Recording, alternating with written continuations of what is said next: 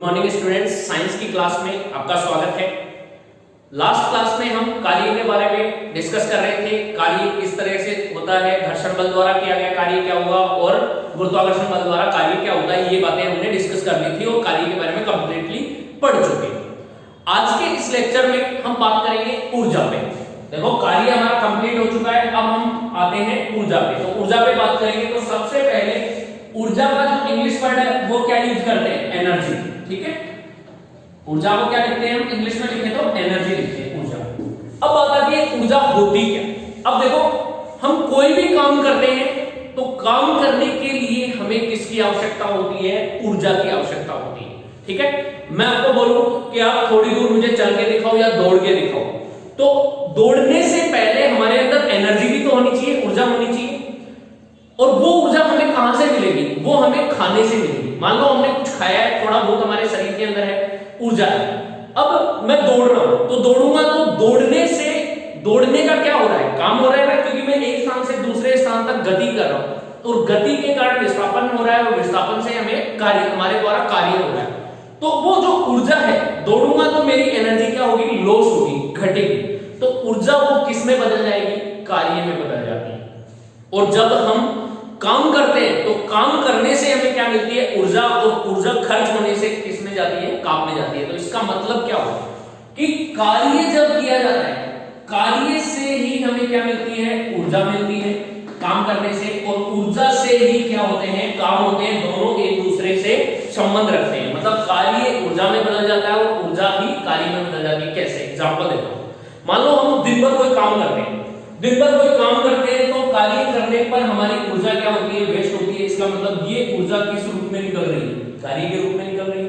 ठीक है, अब काम तो कर लिया, अब हमें क्या करना है, ऊर्जा लेनी है। तो ऊर्जा लेने के लिए मान लो भोजन लेंगे, भोजन ले रहा हूं मैं, भोजन खा रहा हूं, तो अब भोजन दांतों से उसको चबा रहे हो, चबा रहे हो मतलब क्या कर रहे हो, काम कर रहे हो ना, भोजन पर काम कर रहे हो, कार्य कर रहे हो, और कार्य करने, भोजन खाने से आपको क्या मिल रही है, ऊर्जा मिल रही है।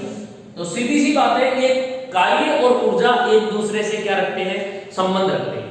अब बात आती है कि ऊर्जा की डेफिनेशन क्या होती है।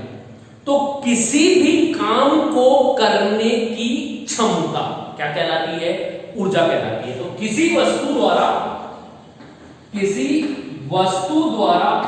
कार्य करने की क्षमता, किसी वस्तु द्वारा कार्य करने की क्षमता क्या कहलाती है, ऊर्जा कहलाती है। ये ध्यान रखना, ठीक है।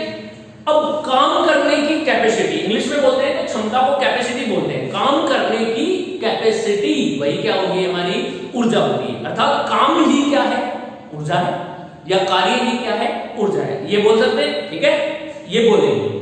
अब हम बात करते हैं कि ऊर्जा का मात्रक क्या होगा।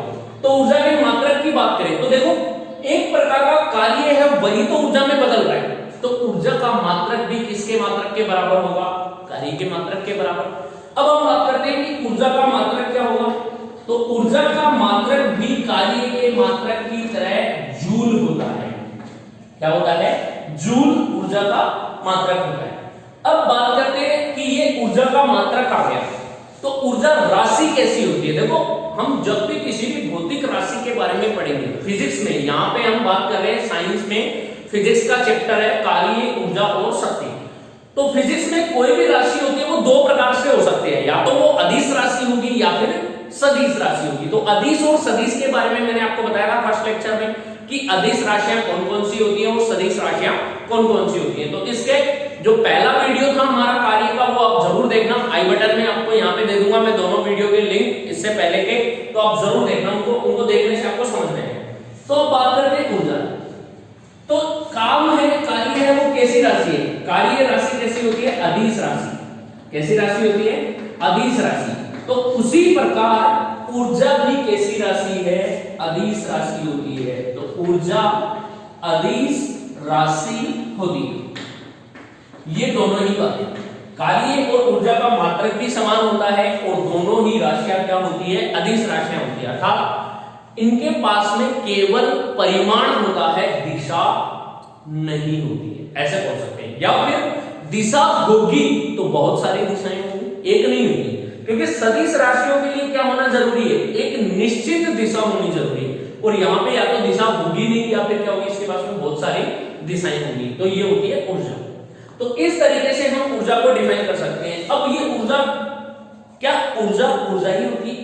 नहीं, ऊर्जा विभिन्न रूपों में हो सकती है। ऊर्जा के कई रूप होते हैं। ऊर्जा के कई रूप कौन कौन से होंगे? अब देखो, कई रूपों में ये ऊर्जा है तो किस तरह से होगी? तो इनमें से कुछ कॉमन ऊर्जाएं जिनके बारे में हम बात करेंगे। तो मान लो ऊर्जा है वो यांत्रिक ऊर्जा के रूप में हो, तो यांत्रिक ऊर्जा के रूप में होगी तो उसे बोलेंगे हम कौन सी ऊर्जा? यांत्रिक ऊर्जा। ठीक है। ऊर्जा है वो ऊष्मा ऊर्जा के रूप में हो सकती है, ऊष्मा के रूप में होगी तो उसे बोलेंगे ऊष्मा ऊर्जा। प्रकाश, किसी भी बल्ब से, विद्युत बल्ब से हमें प्रकाश मिल रहा है तो वो भी क्या, एक प्रकार की ऊर्जा ही है, तो उसको क्या बोलेंगे हम? प्रकाश ऊर्जा। और प्रकाश ऊर्जा किससे मिलती है? विद्युत से मिलती है, तो हम उसको विद्युत ऊर्जा भी बोल सकते हैं। और कौन सी हो सकती है? रासायनिक ऊर्जा हो सकती है, पवन ऊर्जा हो सकती है, रासायनिक ऊर्जा। फिर इनमें आती है पवन ऊर्जा। और भी बात करें ऊर्जा की तो कौन सी होगी? पवन ऊर्जा के बाद में हम बात करते हैं नाभिकीय ऊर्जा हो जाएगी, नाभिकीय ऊर्जा ये भी होती है। तो ये ऊर्जा के विभिन्न रूप होते हैं, मतलब ऊर्जा को हम अलग अलग रूपों में पढ़ सकते हैं। अब यहाँ पे ऊर्जा होती है वो कभी भी नष्ट नहीं होती है, ये ध्यान में रखना। ऊर्जा को कभी भी नष्ट नहीं किया जा सकता, उसे एक रूप से दूसरे रूप में बदला जा सकता है। तो यहाँ पे पॉइंट निकल के आता है कि ऊर्जा कभी भी नष्ट नहीं होती, कभी भी नष्ट नहीं होती है। ये नष्ट है, नष्ट नहीं होती है। तो अब इसमें क्या होगा? नष्ट नहीं होती, ये ऊर्जा को हम एक रूप से दूसरे रूप में बदल सकते हैं, इसे एक रूप से दूसरे रूप में बदला जा सकता है, ये है दूसरे रूप में बदल सकते हैं। अब कैसे? मान लो हमारे पास में कौन सी ऊर्जा? रासायनिक ऊर्जा। रासायनिक ऊर्जा को हमें बदलना है किसमें? कौन सी ऊर्जा में बदलना है? विद्युत ऊर्जा में। तो मिलती है हमें विद्युत ऊर्जा। बैटरी, ध्यान में क्या, गाड़ियों में जो बड़ी बड़ी बैटरी लगती है, इन्वर्टर की बैटरी लगती है, तो उस बैटरी में रासायनिक तो भरे होते हैं, केमिकल। तो रासायनिक ऊर्जा जो केमिकल से बनती है, केमिकल से बनने वाली ऊर्जा से हम किसमें बदल सकते हैं? इसको विद्युत ऊर्जा में। और इन्वर्टर्स की बैटरी से हमें विद्युत मिलती है। और फिर विद्युत ऊर्जा किसमें बदलेगी? जैसे पंखा चल रहा है तो पंखा किससे चला? विद्युत से। और पंखे ने हमें क्या दी? हवा। हवा क्या है? पवन। तो विद्युत ऊर्जा से हमें कौन सी ऊर्जा मिल रही है? पवन ऊर्जा। इस विद्युत ऊर्जा से, इससे हमें मिल रही है पवन ऊर्जा। तो ऊर्जा को नष्ट नहीं कर सकते, हम क्या कर सकते हैं? एक रूप से दूसरे रूप में आसानी से बदला जा सकता है, कुछ बीच में क्रियाएं करके। तो ये ऊर्जा के बारे में कुछ अध्ययन था। अब इन ऊर्जा के बारे में हम देखें तो ऊर्जा बहुत प्रकार की होती है, ये बताइए मैंने अभी। तो इन ऊर्जाओं में से कुछ इंपॉर्टेंट ऊर्जाएं हैं जिनके बारे में हम यहाँ पे पढ़ेंगे। इनमें से कुछ ऐसी ऊर्जाएं हैं जो हमारे सिलेबस में है या फिर जिनके बारे में हमें जानना बहुत जिज्ञासा भरी, इस तरीके से कि हमारी जिज्ञासा होनी चाहिए कि हम इन ऊर्जाओं के बारे में जानने की कोशिश करें। तो वन बाय वन हम इन सबको पढ़ेंगे। तो सबसे पहले हम देखते हैं यांत्रिक ऊर्जा। ऊर्जा के प्रकारों पर देखते हैं इनमें कौन कौन सी ऊर्जा है। तो सबसे पहले हम लेते हैं यांत्रिक ऊर्जा। तो फर्स्ट है यांत्रिक ऊर्जा। यांत्रिक ऊर्जा को इंग्लिश में बोलेंगे मैकेनिकल एनर्जी। ये यांत्रिक शब्द तो मैंने आपको बहुत बार बताया है। ये कौन सी होती है? विद्युत जनरेटर जब पढ़ाया था मैंने विद्युत वाले चैप्टर में, विद्युत धारा वाले में, तो वहां पर भी मैंने बताया था। इसको बोलते हैं मैकेनिकल एनर्जी। ठीक है, कौन सी हो जाएगी ये? मैकेनिकल एनर्जी, यांत्रिक ऊर्जा। अब देखो यांत्रिक ऊर्जा होती है वो किसके कारण होती है? किसी वस्तु या कणों की स्थिति या गति के कारण उत्पन्न होने वाली ऊर्जा कौन सी ऊर्जा कहलाएगी? यांत्रिक ऊर्जा। क्या बोल रहा हूं मैं? कि किसी वस्तु की स्थिति, किसी वस्तु की स्थिति या फिर उसकी गति, किसी वस्तु की स्थिति मान लो कि वो स्थिर है, या उसकी गति, या फिर इन दोनों के कारण, स्थिति और गति दोनों के कारण जो उसमें ऊर्जा संचित होगी, उसमें ऊर्जा निहित होगी, वो कौन सी ऊर्जा कहलाती है? यांत्रिक ऊर्जा कहलाती है। और यांत्रिक ऊर्जा है वो कितने प्रकार की होती है? दो प्रकार की होती है। तो वस्तु की स्थिति के कारण होने वाली ऊर्जा होगी स्थितिज ऊर्जा, और वस्तु की गति के कारण होने वाली होगी गतिज ऊर्जा। तो हम ये कह सकते हैं यांत्रिक ऊर्जा को दो भागों में विभाजित कर सकते हैं। एक होगी स्थितिज ऊर्जा पहला पॉइंट, स्थितिज ऊर्जा जो कि वस्तु की स्थिति के कारण होगी, इसके कारण, वस्तु की स्थिति के कारण, ठीक है। और फिर दूसरी होगी वो कौन सी होती है यांत्रिक ऊर्जा में, गतिज ऊर्जा, और गतिज ऊर्जा होती है काइनेटिक एनर्जी, वो किसके कारण होगी, वस्तु की गति के कारण संचित ऊर्जा होगी,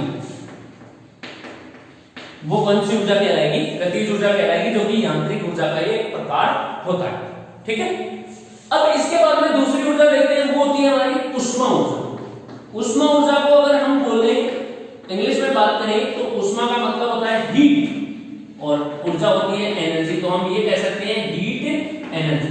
क्या होती है उष्मा ऊर्जा, जब कोई वस्तु गर्म होती है तो उसमें उष्मा उत्पन्न होगी, तो उष्मा के कारण किसी वस्तु के अणुओं या कणों की गति होती है, और वही गति उसमें किस ऊर्जा के रूप में संचित होगी, उष्मा ऊर्जा के रूप में। तो हम डेफिनेशन क्या बनाएंगे कि उष्मा के कारण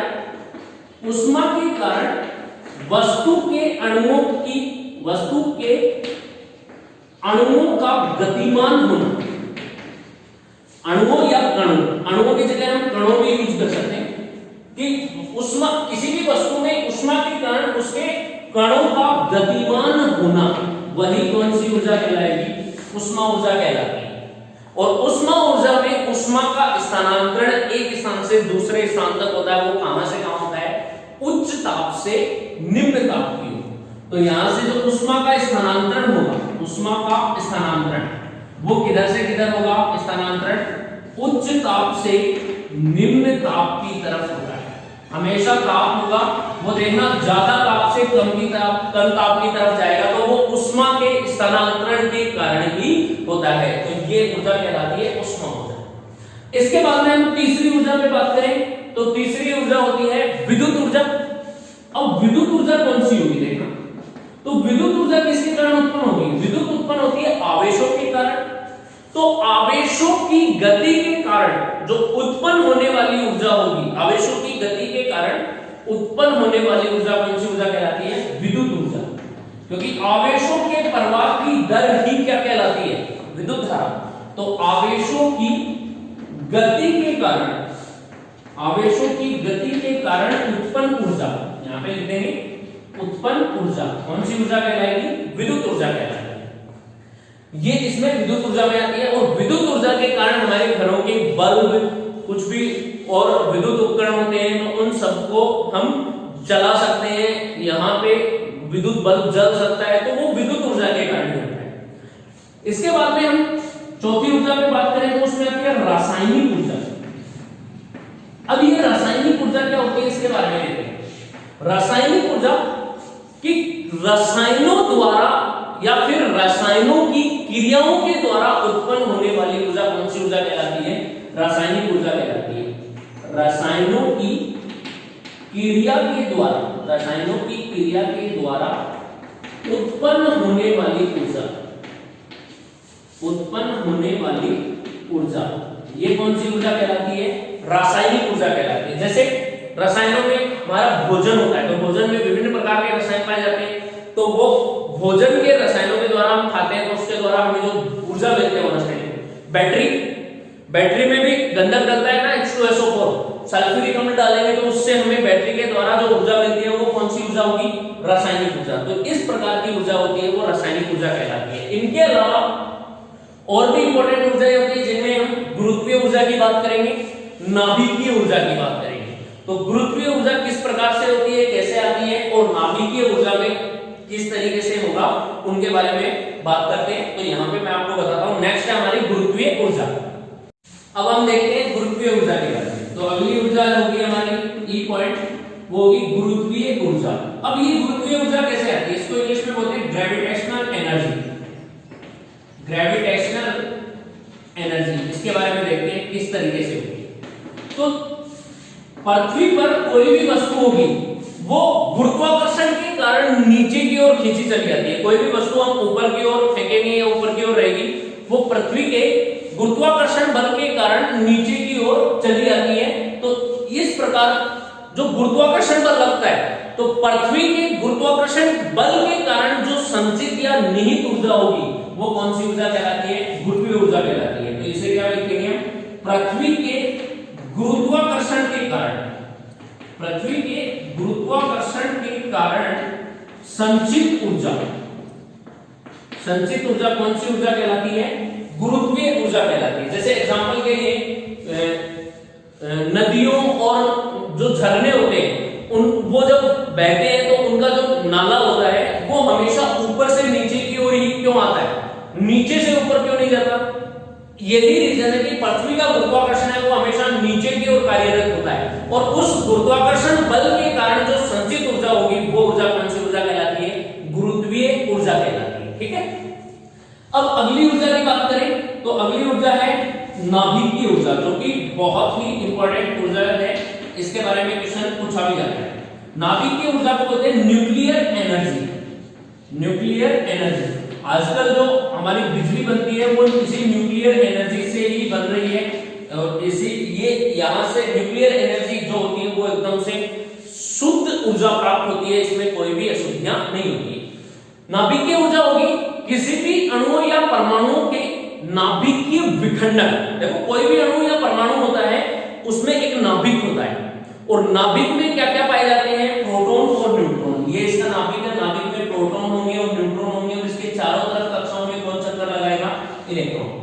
तो इस नाभिक के हम किसकी बात करेंगे? नाभिक की बात करेंगे। तो किसी भी परमाणुओं के नाभिकों का विखंडन जिसे बोलते हैं नाभिकीय विखंडन, मतलब नाभिकों का विखंडन होना और एक परमाणु से दूसरे परमाणु का जुड़ना उसको बोलते हैं नाभिकीय संलयन।